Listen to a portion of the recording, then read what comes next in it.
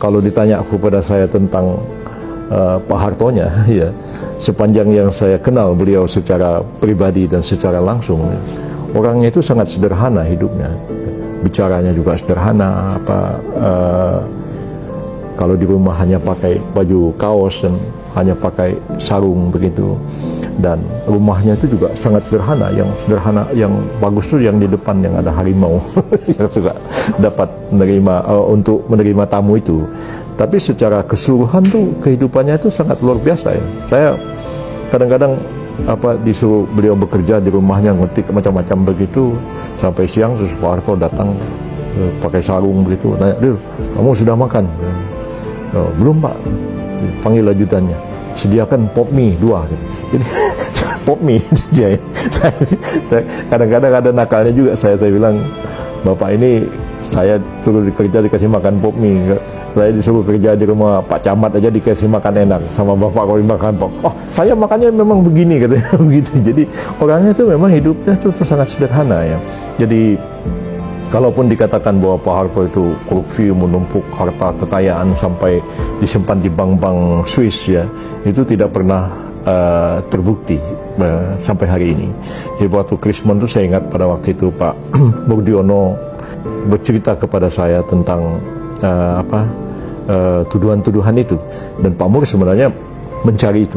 Ya, saya juga waktu itu ditugasi menerbitkan beberapa paspor diplomatik kepada orang-orang tertentu ya, untuk pergi ke Swiss untuk melacak itu.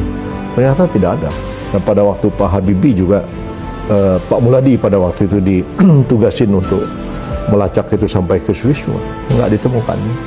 Jadi saya sendiri mengalami ketika hari-hari terakhir menjelang Pak Harto meninggal, beberapa bulan sebelum meninggal itu, saya sudah jadi Mensesnek pada waktu itu. Pak Harto memanggil saya ke rumahnya dan beliau mempertanyakan mengenai mengapa beliau tidak dikasih rumah ya, karena menurut peraturan yang berlaku kan mantan presiden dan wakil presiden itu disediakan rumah, kemudian mobil, kemudian ada supir dan pengawal begitu, ada fasilitas untuk mantan presiden.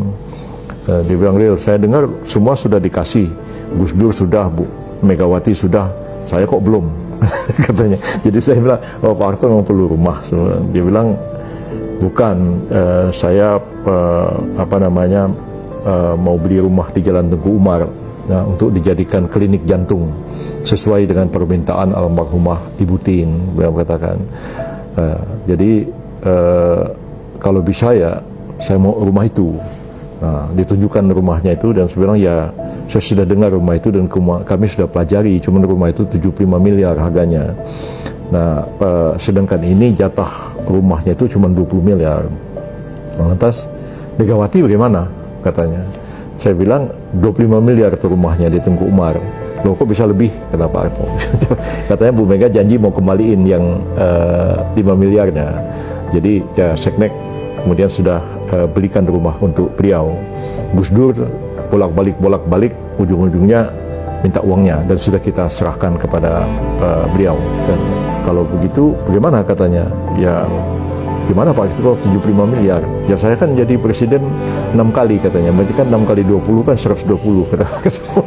Saya bilang peraturannya kan cuma bilang 20 miliar Pak. Oh ya, terus ya udah, dia ngobrol yang lain lah, ketawa-ketawa sama saya begitu. Lantas berapa minggu kemudian ajudannya telepon saya lagi, dia bilang, "Pak Harto suruh Pak Yusril datang ke rumah ya." Jadi saya datang. Ya Pak Harto bilang, "Ril, soal rumah tuh gini aja deh, sekarang saya perlu uang." Ya Pak Harto perlu uang buat apa? "Ya kan kamu tadi masuk dari mana?" "Ya masuk dari belakang Pak." "Nah kamu lihat kan tadi rumah sudah bocor." "Nah betul." Jadi saya masuk tuh biasa lewat pintu yang saya biasa masuk lah, lewat belakang begitu, dan sudah banyak tergenang air karena hujan waktu itu. Dan kalau saya mau betulin rumah ini, saya nggak punya uang lagi. Sampai waktu itu saya telepon Sri Mulyani supaya uangnya dikeluarkan. Jadi saya bikin memo sama Pak Presiden SBY pada waktu itu, dan SBY setuju. Saya bilang, "Ini kita ada kewajiban sama Pak Harto belum kita penuhi." Terus kemudian Ibu Sri Mulyani setuju, dan waktu itu pun Ibu Sri Mulyani masih persoalkan lagi. Dia bilang, "Ini 20 miliar, ini Bang Yusril, Tapi ini kan kena pajak apa enggak nih? Saya bilang, masa sih gini-ginian aja dipajakin gitu. Nah akhirnya yang disetorkan dikasihkan Pak Harto itu cuma 13 miliar.